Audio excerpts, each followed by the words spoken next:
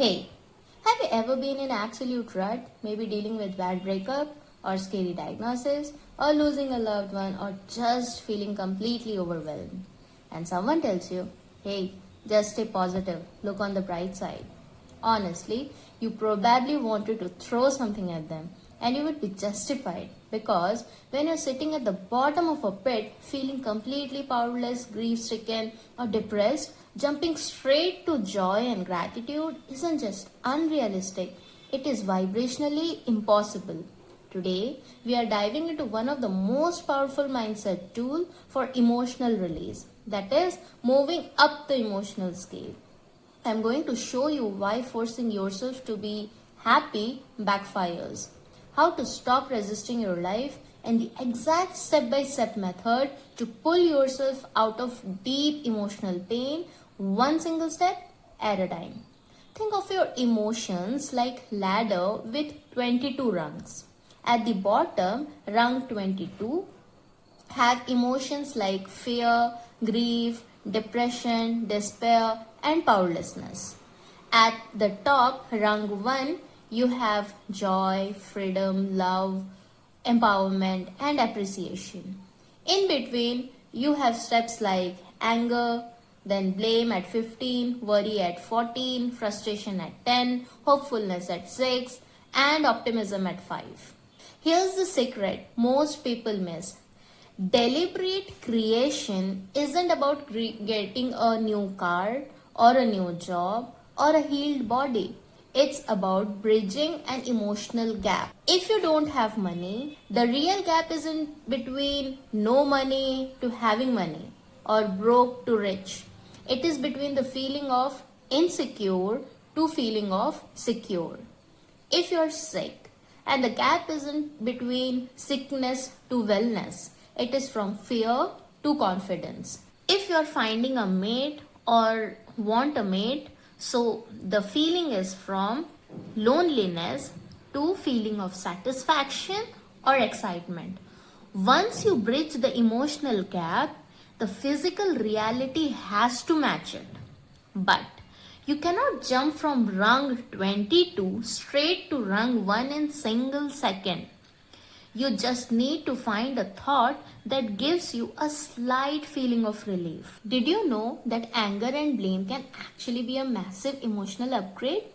Let that sink in. We are taught that anger is bad, and it is actually bad. But look at the scale. Grief or powerlessness is at 22. You can barely breathe. You feel totally helpless, but anger is at 17. Blame is at 15. If someone is in a state of deep suffocating grief or depression, moving into anger and blame gives them their power back. Suddenly, they have energy. They can breathe again.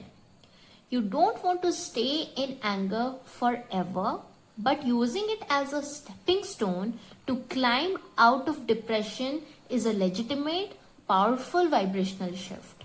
Let's walk into a real scenario so you can see how this plays out in practice. Imagine a woman whose father passed away. She is hit with crushing grief, that is, rung 22. Now, here is how her thought can consciously step up the emotional scale over time. First, she thinks, I miss him so much. I can't stand that he is gone. What is this? This is grief. That is rung 22. Then another thought. I shouldn't have stepped out of the hospital room. I should have been there to say goodbye. What is it? That is guilt, rung 21.